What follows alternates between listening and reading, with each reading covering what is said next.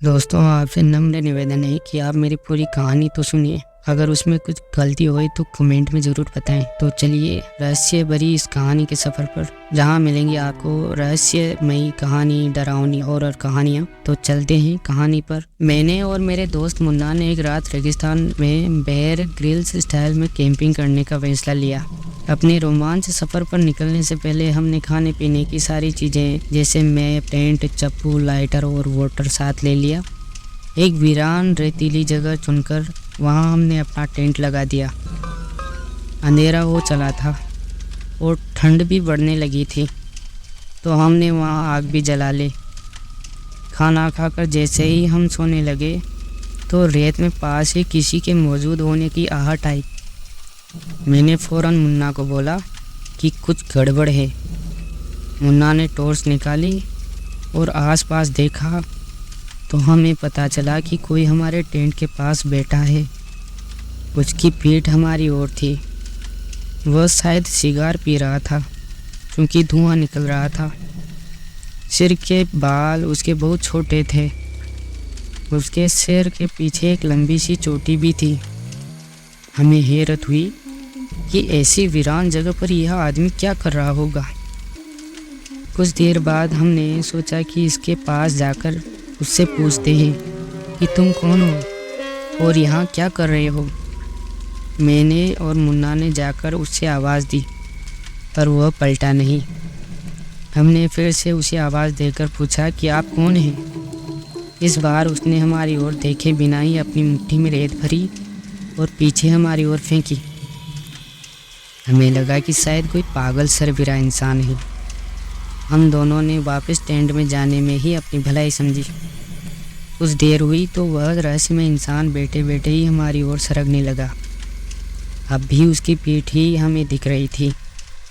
छोटे बच्चों की तरह घिसट घिसट कर वह हमारे टेंट के 10 फीट की दूरी पर आ गया।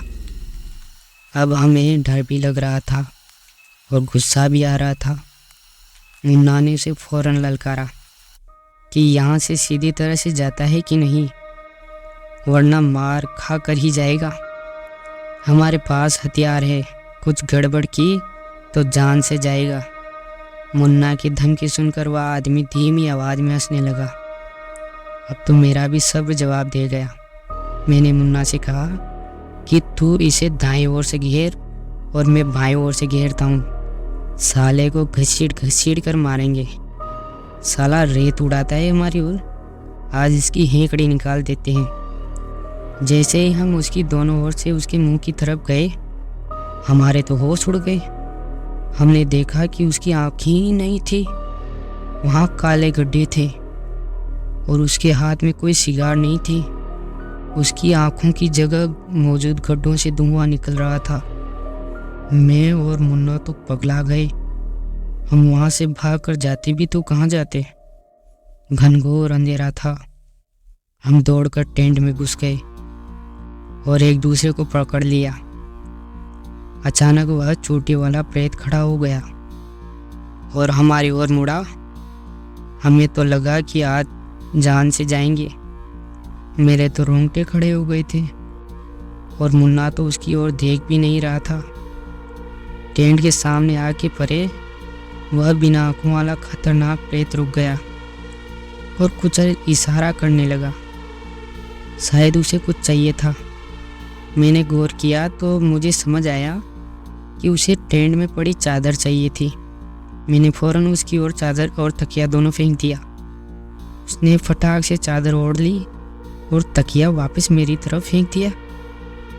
कुछ देर वह हमारे आसपास ही घूमता रहा और फिर न जाने क्या हुआ कि वह दौड़ता हुआ अंधेरे में गुम हो गया। हम दोनों दोस्त मौत के खौफ से पूरी रात जागते रहे और डर के मारे कांपते रहे। फिर सुबह हम घर लौट आए। उस दिन के बाद से माँ कसम डिस्कवरी चैनल देखना ही छोड़ दिया। हमें पता नहीं कि वह प्रेत क्यों हमारी चादर मांग गया, उसकी आंखें क्यों नहीं थी और उसने हमें जिंदा क्यों छोड़ दिया। कई लोग तो हमारी बातों का विश्वास तक नहीं करते हैं, पर मुझको और मुन्ना को मालूम है कि उस रात हम किस दरिंदे प्रेत की चपेट में आ गए थे। तो दोस्तों, अगर आपने यहाँ तक कहानी सुनी है तो आपका बहुत बहुत धन्यवाद। इसी बात पर चैनल को सब्सक्राइब ज़रूर करें ताकि ऐसे ही कहानियाँ आपको मिलती रहें। तो मिलते हैं नेक्स्ट वीडियो में, तब तक के लिए बाय बाय।